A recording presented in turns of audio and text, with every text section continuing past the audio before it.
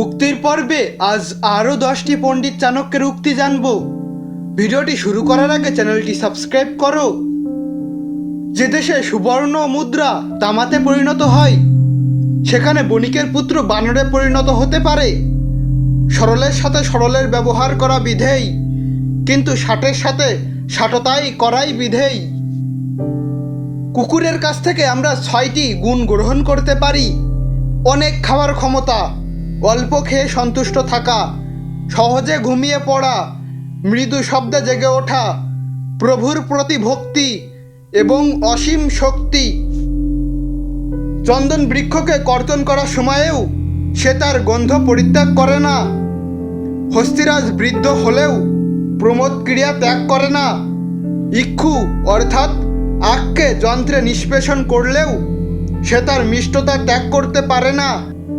উচ্চকুলে জাত কোনো ব্যক্তি ক্ষণকালের জন্যেও তার স্বভাব এবং গুণাবলী ত্যাগ করেন না।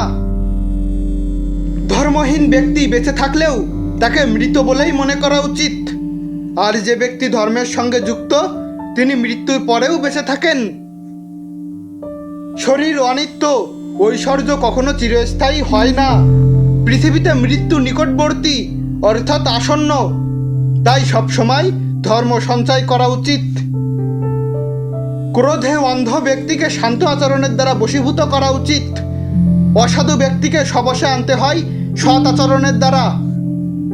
নিজ প্রকৃতির ব্যক্তিকে দানের দ্বারা বা ঔদার্যের দ্বারা বশ করতে হয়। মিথ্যাকে জয় করতে হয় সত্যের দ্বারা।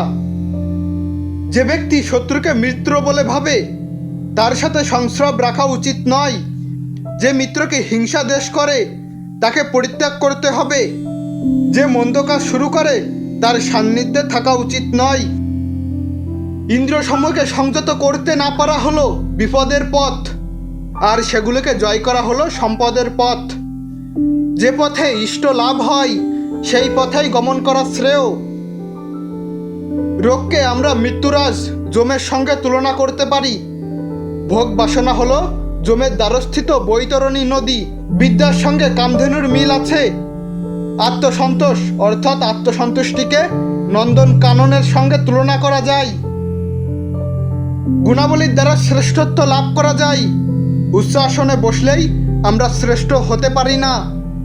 কাক যদি প্রাসাদের শীর্ষে বসে, তবুও কি তার সঙ্গে কখনো আমরা গরুরের তুলনা করতে পারবো? ধন্যবাদ।